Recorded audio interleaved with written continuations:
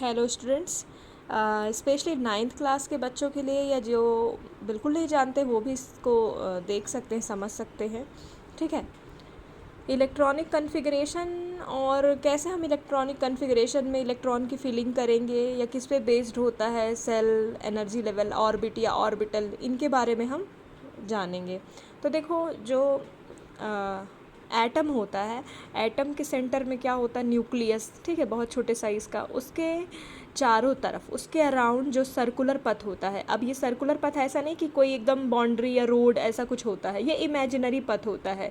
जिस प्रकार हमारी जो अर्थ है सन के चारों तरफ चक्कर लगाती है ना, उसी तरह से इलेक्ट्रॉन भी न्यूक्लियस के चारों तरफ चक्कर लगाते हैं अपने सर्कुलर पथ में बने हुए रह के। अब वो सर्कुलर पथ जो है कोई रोड नहीं है, वो इमेजिनरी पथ होता है। इमेजिनरी पथ होता है 2 डायमेंशन में। ठीक है।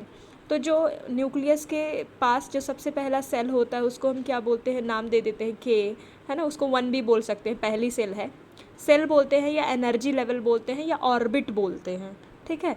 सेकंड जो होगा एल बोलते हैं, या दूसरा। ठीक है। फिर तीसरा, थर्ड होगा एम, और फोर्थ होगा एन। ठीक है। तो इस तरह से के, एल, एम, एन या 1 2 3 4 करके हम नेमिंग दे सकते हैं। जैसे जैसे हम न्यूक्लियस से बाहर की तरफ जाते हैं तो एनर्जी लेवल क्या होता है, इंक्रीज़ होता है। मतलब सबसे लोएस्ट एनर्जी लेवल किसका होगा, पहली सेल का, क्योंकि वो न्यूक्लियस के सबसे पास में है। ठीक है, ये चीज़ जाने रहो। तो सेल का कॉन्सेप्ट समझ में आया। इनको हम सेल बोलते हैं, इमेजिनरी सर्कुलर पथ। और इन्हीं सर्कुलर पथ में रहते हुए इलेक्ट्रॉन रिवॉल्व करते हैं, चक्कर लगाते हैं, किसका, न्यूक्लियस का। ठीक है।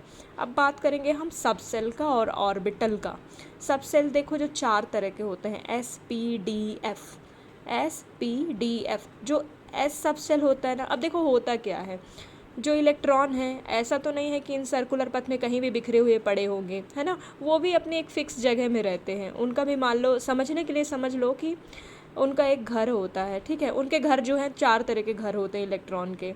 तो एस जो है ऐसा घर है जिसमें सिर्फ एक ही कमरा होता है, मतलब एक ही ऑर्बिटल होता है। सब सेल 4 तरह के हैं और उनके अंदर जो कमरे हैं वो ऑर्बिटल हैं जिनमें इलेक्ट्रॉन रहते हैं। तो एस जो सब सेल है उसके पास एक ही कमरा है, एक ही ऑर्बिटल है। पी वाले के पास 3 ऑर्बिटल हैं। डी वाले के पास कितने हैं, 5 हैं। और एफ वाले के पास कितने होते हैं, 7। ठीक है।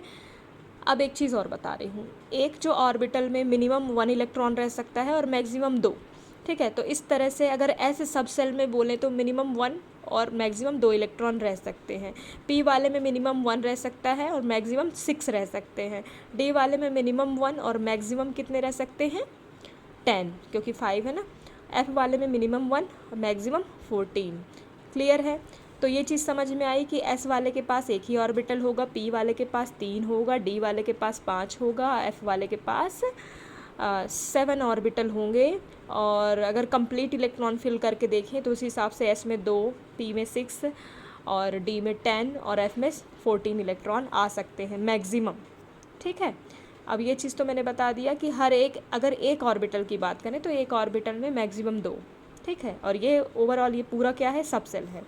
एक चीज़ और बता रही हूँ, एक ऑर्बिटल में जब 2 इलेक्ट्रॉन होते हैं ना तो हमेशा अपोजिट स्पिन वाले होते हैं। एक क्लॉकवाइज घूमेगा तो एक एंटी क्लॉकवाइज, सेम स्पिन वाले नहीं होते। ये चीज़ भी आप ध्यान रखना। ठीक है। देखो, इलेक्ट्रॉन जो है ना, जैसे हमारी अर्थ है वो खुद भी घूमती रहती है, स्पिन करती रहती है और सन का भी चक्कर लगाती है। उसी तरह से इलेक्ट्रॉन भी खुद भी घूमते रहते हैं, क्लॉकवाइज, एंटी क्लॉकवाइज, और न्यूक्लियस का भी चक्कर लगाते रहते हैं। तो 2 तरह की मोशन होती है उनकी। तो ये भी आप ध्यान में रखेंगे। ठीक। अब देखो, ऑर्बिटल हम ऐसे प्लेस को, ऐसी जगह को बोलते हैं जहाँ पे इलेक्ट्रॉन एग्जिस्ट करते हैं या रहते हैं। ठीक। अब ये चीज़, एक और इन्फॉर्मेशन, जो पहला, अब ये तो हमको समझ में आया कि इलेक्ट्रॉन इनमें रहते हैं और ये जो सब सेल हैं ये ऑर्बिट्स में रहते हैं या सेल में रहते हैं। ठीक है। तो किस ऑर्बिट में कौन सा सेल, सब सेल रहता है, तो जो पहली सेल है ना, के वाली, उसमें सिर्फ एक ही सब सेल होता है, वो होता है एस। सेकंड वाले में एक एस और एक पी होता है। थर्ड वाले में एस पी डी। डी की एंट्री कहाँ से होती है, तीसरे से। पी की एंट्री दूसरे से। और फिर फोर्थ वाले में एस पी डी एफ, मतलब एफ की एंट्री फोर्थ से होती है। तो ये चीज़ समझ में आया। इससे आप लोग देख के बताओ कि जो पहले ऑर्बिट में मिनिमम इलेक्ट्रॉन तो 1 हो सकता है, मैक्सिमम कितने हो सकते हैं, 2 ही हो सकते हैं, है ना, एस ही होता है। सेकंड वाले की अगर बात करो तो मिनिमम 1 हो सकता है, मैक्सिमम कितने इलेक्ट्रॉन होंगे, एक एस का पी के, मतलब 2 एस का मैक्सिमम की बात करें तो 2 एस का पी के 6 कितने हो गए, 8 हो गए। थर्ड वाले ऑर्बिट में देखो ये 3 तरह के सबसेल हैं। Total number of electron maximum कितने होंगे, डी के कितने हो गए, 10, 16 और 18 इलेक्ट्रॉन हो सकते हैं कंप्लीट, अगर मैक्सिमम की बात करें तो, ठीक है। और आउटर ये जो फोर्थ सेल है, फोर्थ सेल में जो चारों ऑर्बिटल है इनका मिला के देखो आप तो 32 इलेक्ट्रॉन मैक्सिमम होंगे। ये तो सिर्फ सेल की बात हुई, ठीक है। आई बात समझ में। तो ये चीज़ आप ध्यान रखना कि पहले वाले सेल में ऐसे ही होता है, दूसरे वाले में एस पी, तीसरे वाले में एस पी डी, फिर ये इसके हिसाब से आप इलेक्ट्रॉनिक कन्फिग्रेशन लिखते हो किसी भी एलिमेंट का, ठीक है। देखो जैसे फॉर एग्जांपल यहाँ पे कुछ मैंने लिए हैं, बाकी आप लोग ट्राई करना। मान लो हाइड्रोजन का एटॉमिक नंबर 1 है, ठीक है। अब इसके एटॉमिक नंबर 1 है मतलब एक ही प्रोटॉन है, एक ही इलेक्ट्रॉन है, ठीक। तो इसका कन्फिग्रेशन क्या होगा, 1s1। 1 क्यों लिखा मैंने, 1 मतलब के की वैल्यू कितनी है, 1, पहला ऑर्बिट, ये ऑर्बिट को रिप्रेजेंट कर रहा है 1। और एस मतलब क्योंकि 1 में तो ऐसे ही होता है और उसके पास एस में 1 ही इलेक्ट्रॉन है, इसलिए।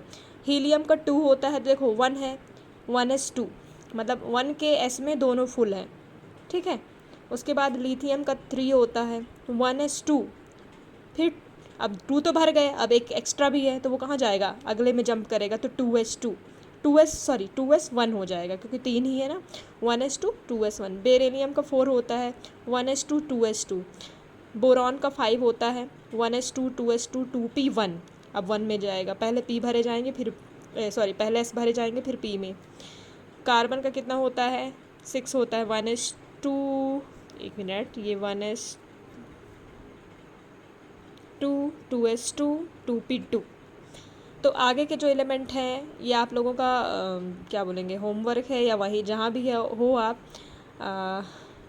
आगे के जितने भी एटॉमिक नंबर कम से कम 30 तक के आपको इलेक्ट्रॉनिक कन्फिग्रेशन लिखना आना चाहिए। तो इसके हिसाब से आप ट्राई करो और नहीं आता है तो आप मुझसे पूछ सकते हो।